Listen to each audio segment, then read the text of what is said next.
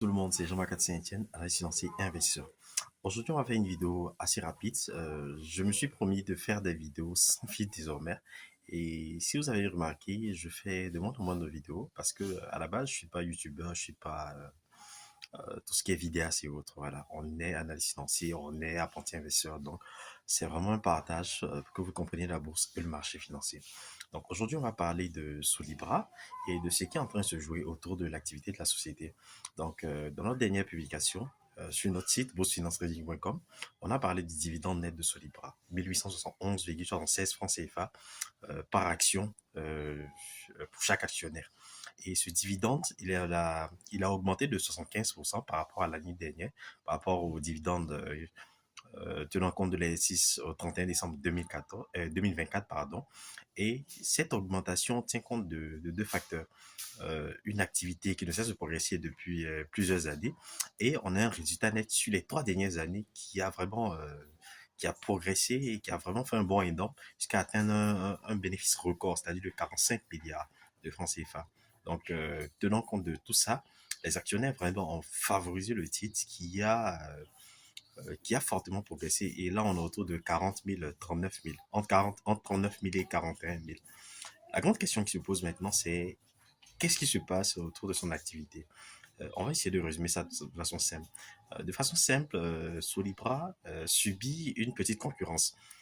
Petite dans le sens où les acteurs ou les concurrents euh, ne sont pas de taille face à son leadership, voilà, face à sa présence déjà ancrée sur le marché, mais assez agressif parce que ils sont présents à tous les niveaux. Vous allez dans tous les rayons de marché, vous allez voir toujours un produit, une nouvelle eau minérale, une nouvelle boisson et tout et tout. Donc face à ça, Solibra aussi, pour tenir le rythme, est obligé de travailler sur des nouveaux produits année après année. Donc ces nouveaux produits année après année, euh, ils sont sur des plans de, je dis, 3, 4, voire 5 ans. Ils lancent des nouveaux produits, mais ça demande de forts investissements. Et ces investissements, c'est ce qui va faire toute la différence. Euh, Ils vont d'abord miser sur la recherche et développement. Ils vont miser sur ce produit, faire le testing. Après, la publicité, le marketing.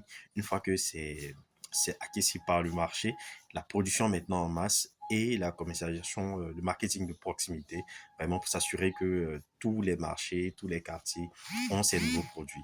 Et c'est là que réside à la fois sa force et sa faiblesse. Parce que sa force, parce que ça lui permet de rester en avant, de rester dynamique, de rester constant sur les marchés, de rester dominant sa clientèle, mais en même temps, ça apporte des charges assez aidantes qui se font ressentir sur l'activité de la société et ça donne à cette activité, à ce type d'activité qu'on appelle des activités cycliques.